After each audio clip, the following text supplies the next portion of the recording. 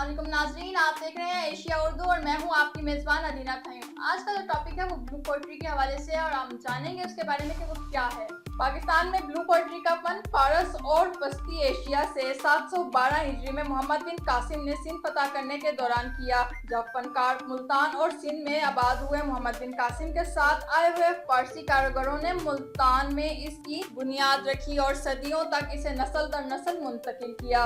ये फन अपने मुनफरिद नीले और सफेद रंगों के इम्तियाज और फूलदार और जियोमेट्रिक नकूश के लिए मशहूर है और आज भी मुल्तान में जिंदा है, अगरचे अब मिट्टी की बजाय सरमाक से भी तैयार किया जाता है। मुल्तान आज भी कदीम फन का मरकज बना है। नीले और सफेद रंगों में सजाए गए टाइल, बर्तन, गुलदान और दीगर अशिया तैयार की जाती हैं। हमें चाहिए कि इसका दोबारा ट्रेंड बनाया जाए और आने वाली नस्लों तक इसको कायम रखा जाए ताकि मुल्तान की ये सकाफत कायम रहे।